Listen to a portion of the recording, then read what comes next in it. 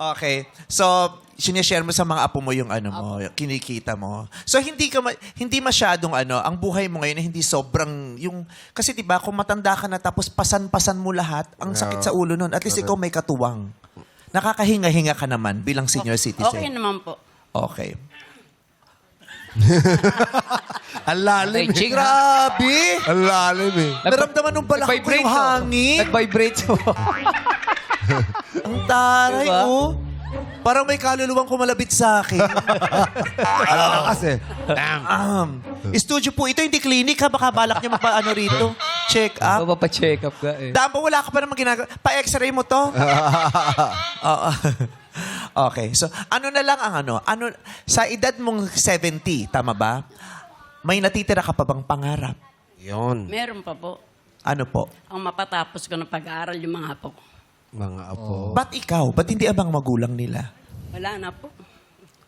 Kala ko kasama ang mga anak mo. Ano po, yung alaga ko pong apo, wala po yung magulang. Ay. Asa na po yung magulang nila? Ni kanya-kanya pong pamilya.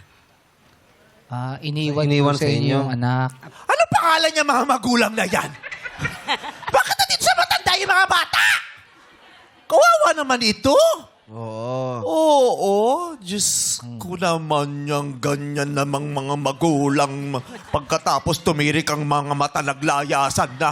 Hoy, hindi ka doon! Hindi pwedeng happy-happy ka lang ng 3 hours tapos yung lungkot habang buhay sa matanda. Nakapulong ito. Magsara sana yung pinto ng swerte para sa... That's just so unfair. Oo nga. Diba? That's just so unfair. Ang unfair sa matanda. Ang unfair dun sa mga bata. Diba? That's just so unfair. Ilang taon na po yung bata? Ilang taon na po? Isa pong 15, isang 12, tapos isang 7. Sa tatlong apo po yung iniwan sa inyo. Diba? Alam mo sa mga buhay, mayroon tayong mga desisyong nagagawang mali. Diba? Hindi naman tayo perfect eh. May mga nagagawa tayong desisyon. Pero make sure lahat ng desisyon mo, kailangan ikaw ang pumapasan. Yeah. Tama man ito o mali.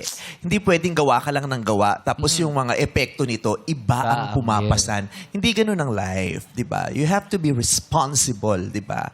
Diba? Magpakalalaki ka, magpakababae ka, magpakabakla ka. Yung ganun. Hindi pwedeng, diba? Gusto nyo ng happy-happy tapos kawawa. Tsaka tatlo. Grabe. Kaya, Oo. paano po yun, Nay? Wala pong pinapadala sa inyo para doon sa mga bata, sa mga anak niya? Puro pangako po. Oo. Oh, ako. Mag-chat-chat. Sige na, magpapadala ako. Wala. Mag-chat-chat. Oy. Siya yung mag-chat-chat-chat. Pero kung sino man yung magulang, alam mo may pagkakataon ka pa, pwede kang bumawi bukas. Oo. Diba? Pwede mong unti-unting ituwid yung mga pagkakamali na yan. Hindi man pwedeng habang buhay irresponsable ka at unfair sa life. Correct. Diba? Pwede kang bumawi sa nanay mo at pwede kang bumawi dun sa mga anak mo at pwede mo yung simulan mamaya.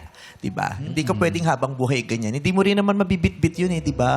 Kumuha ako ng mga Itiis mo bata. pa, O nasa na? Binigay ko sa nanay ko, ang hirap eh. That's just so unfair. Diba? Eh, hindi naman kaya, hindi naman natin pwedeng sabihin yung matatanda na hindi, balik mo yung bata. Hindi kaya ng mga matatanda yun. Aakuin Sila nila kukup yun. doon. Aakuin. Diba? Sana'y magkaroon kayo ng maraming oportunidad, diba? Para hindi maging mahirap sa iyo ang mga pangyayari sa buhay po ninyo. And I'm sure grabing pagmamahal sa inyo ng tatlo niyong apo. Sobra.